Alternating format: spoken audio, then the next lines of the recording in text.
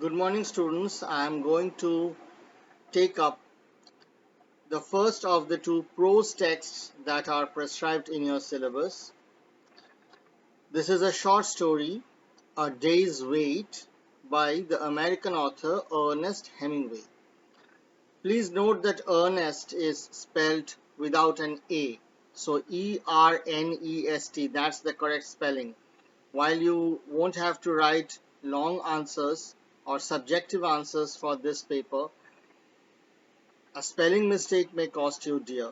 So please be very particular about the name of the author's spelling.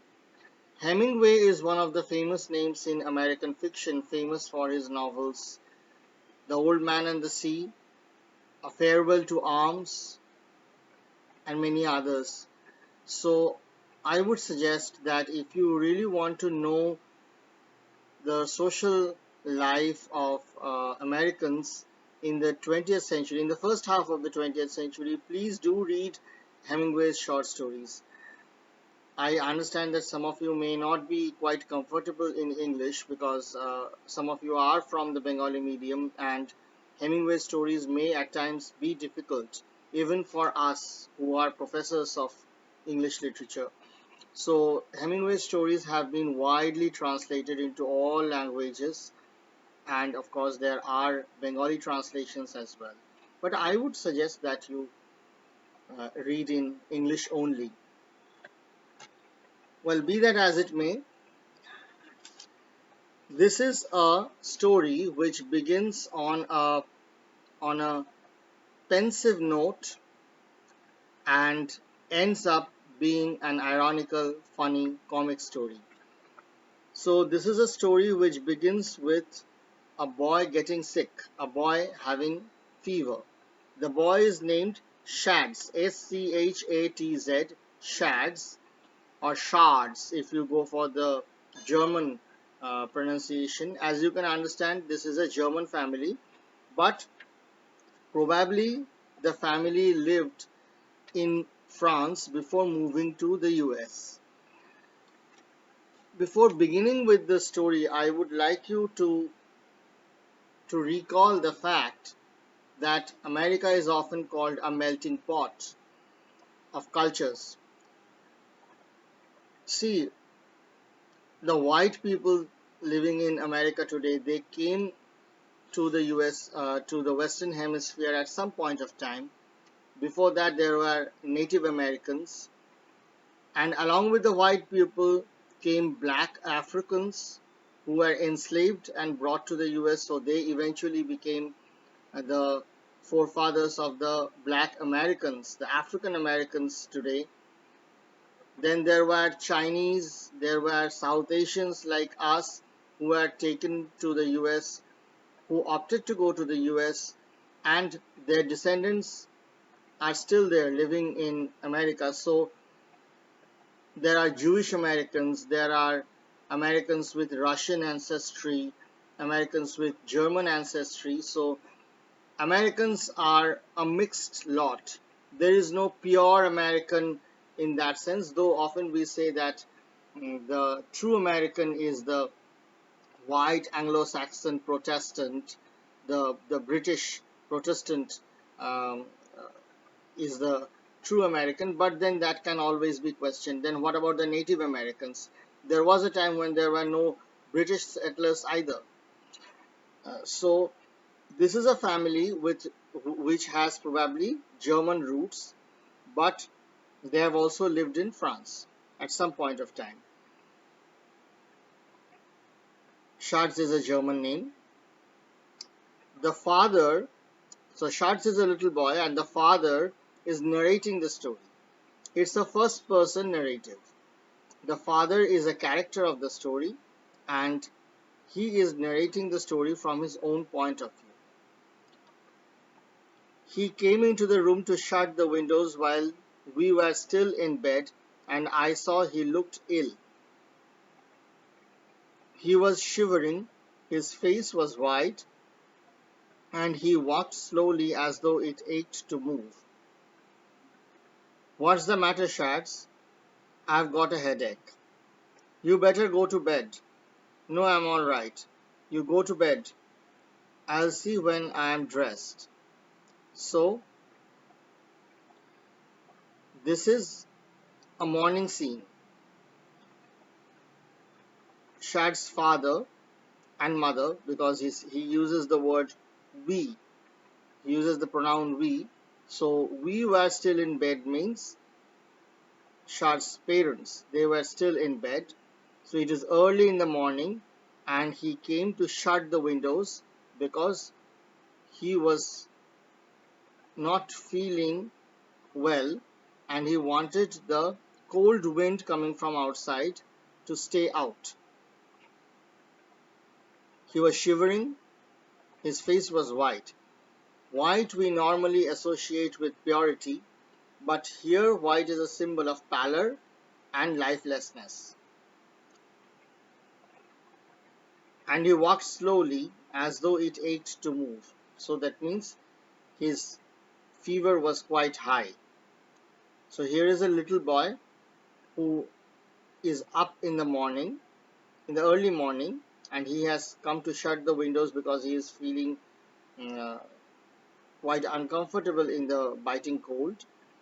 And the early symptom of his fever is the headache. I have got a headache. So the father asks him to go back to the bed and says that I'll come to you after I am dressed. Dressed means, of course, dressed in proper domestic robes. Normally, when we sleep, we are not formally dressed. And it is a cold country, it is the winter going on, so the father needs to dress himself in warm clothing. But when I came downstairs, he was dressed, sitting by the fire, looking a very sick and miserable boy of 9 years. When I put my hand on his forehead, I knew he had a fever. So the father finds that he has not gone back to bed and he was sitting by the fire. There may be two reasons. First of all, because of his headache and his fever, he was not feeling sleepy, because if you are terribly sick, you don't feel like sleeping. And you cannot sleep peacefully because your headache and your physical discomfort often um, intervenes uh, in your sleep. It may also be that he wanted to enjoy the warmth of the fire because he was shivering. That's why he was sitting there. So the father understands that he has a fever. You go up to bed, I said. You are sick. I'm all right, he said. When the doctor came, he took the boy's temperature. What is it? I asked him. 102. Downstairs, the doctor left 3 different medicines in different colored capsules with instructions for giving them. One was to bring down the fever, another a purgative, the third to become an acid condition. So normally a fever is associated with indigestion, and purgatives are nothing but laxatives. We call them laxatives these days. So this is to relieve constipation, and the third is to overcome an acid condition um, because your stomach malfunctions during a fever, and the acid also carries the germ for heightening the fever. So it is described in the next few lines, and I'm skipping those lines. Come to the sentence. Do you want me to read to you?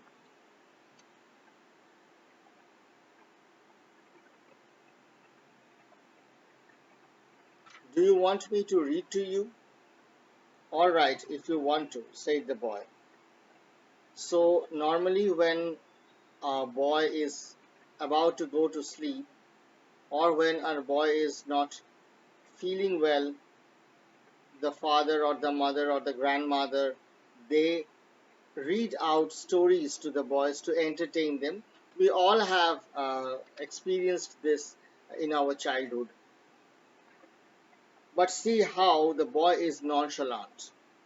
Do you want me to read to you? All right, if you want to. If you want to. So he is not eager to listen to the stories. Initially, we think that it may be because of the physical discomfort, but later on, we realize that he is falsely believing that he can die any moment. That's why he has become so nonchalant.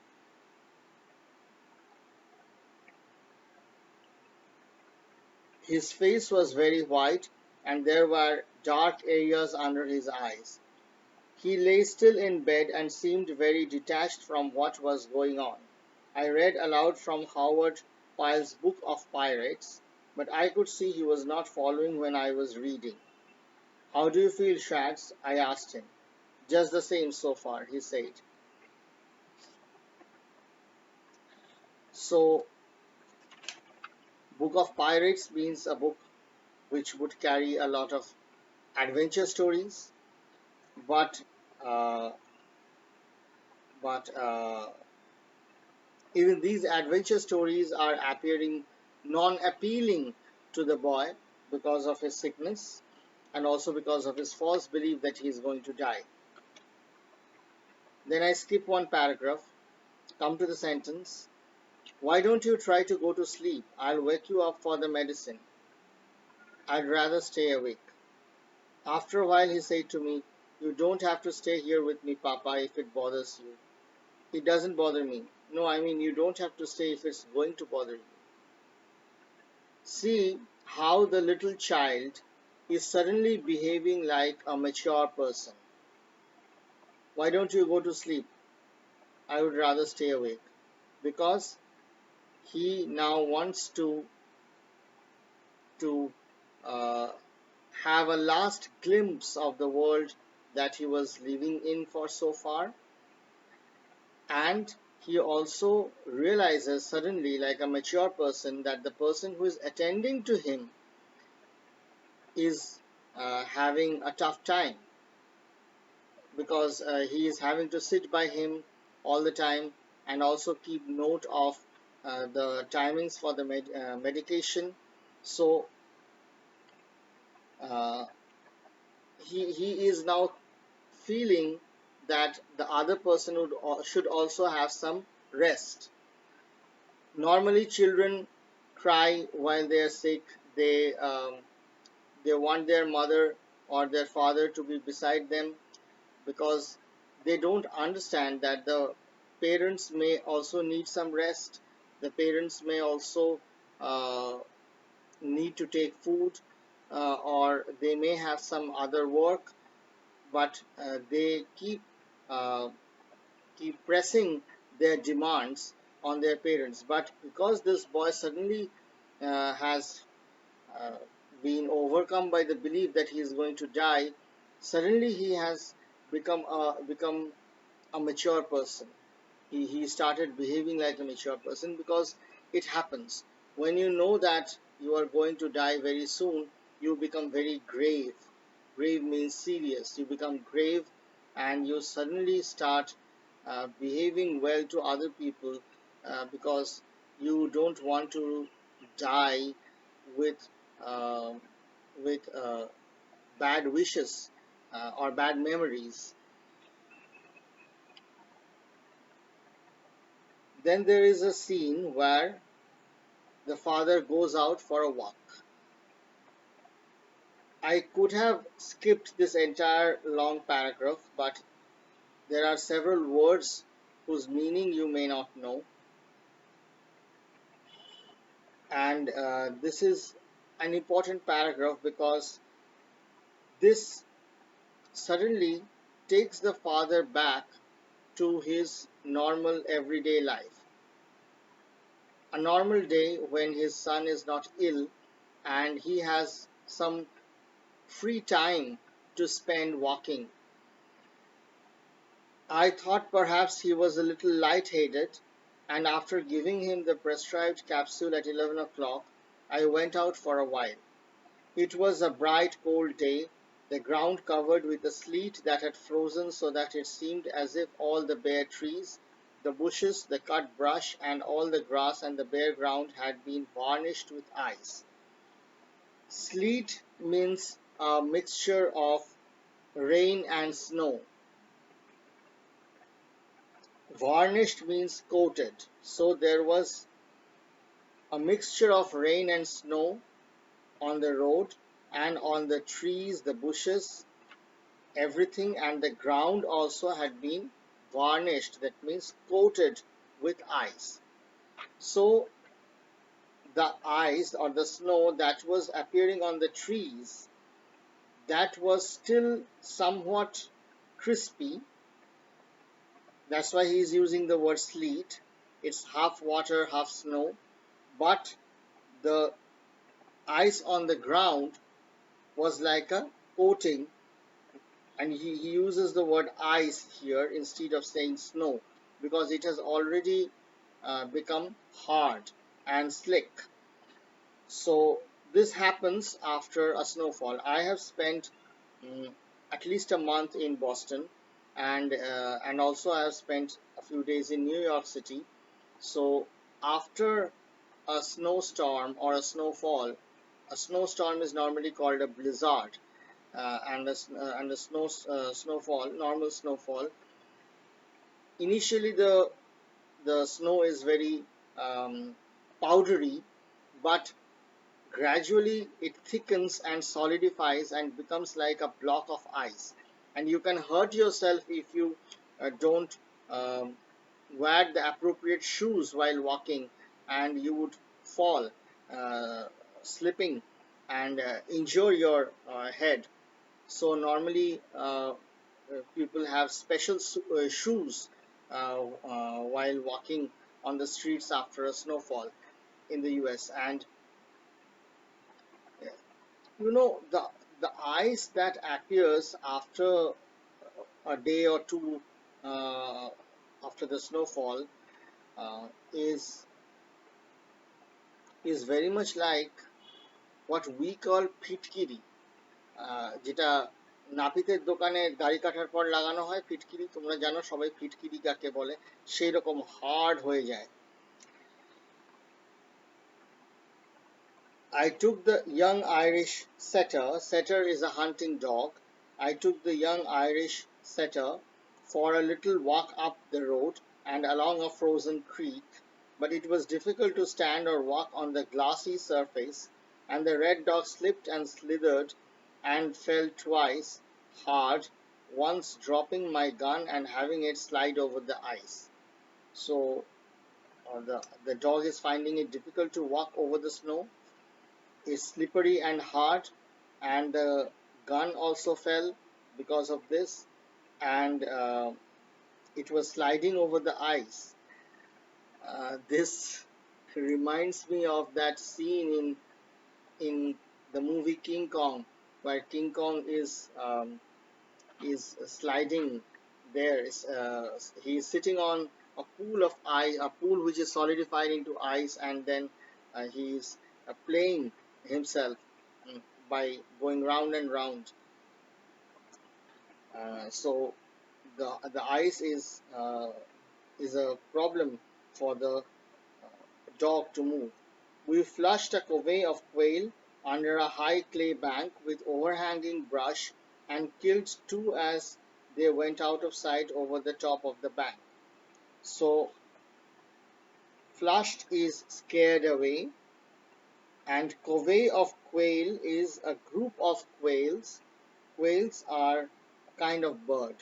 So a covey of quail, a group of quail, that is a kind of bird, was scared away by Shad's father, and as they were flying away, two of them were shot down by him.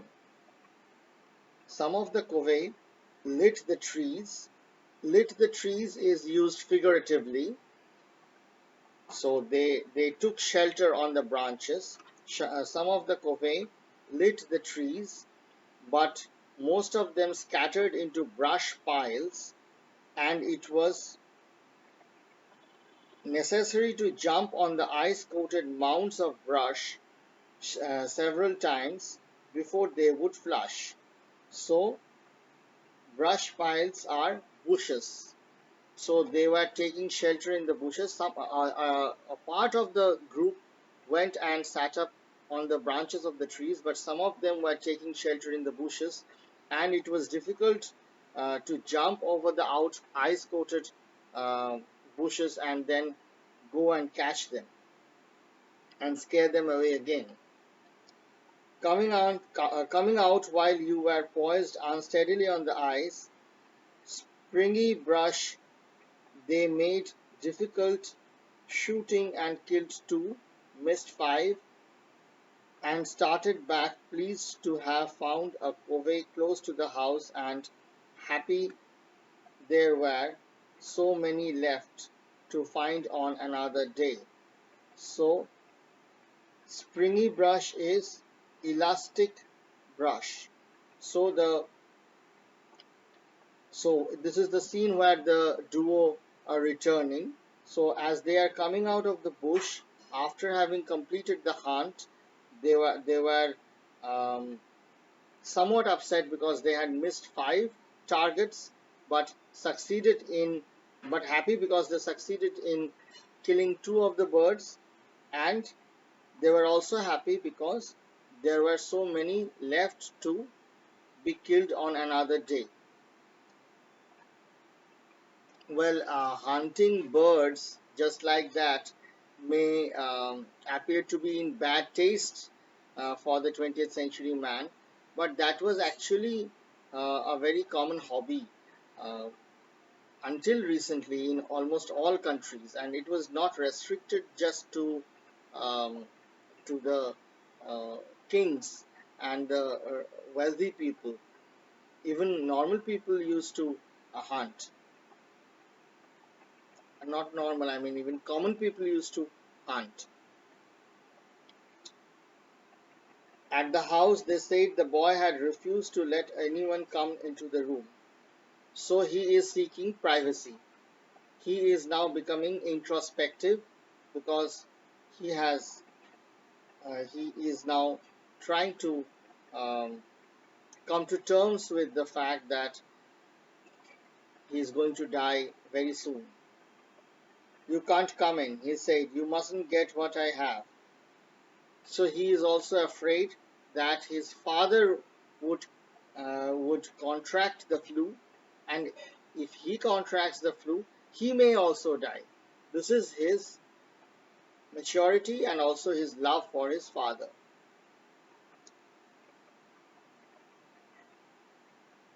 I skip the next paragraph. And then there is a conversation between the two when the boy learns that his temperature is 102. Uh,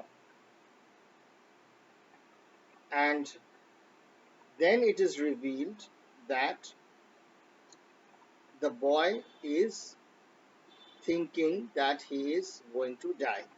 Come to the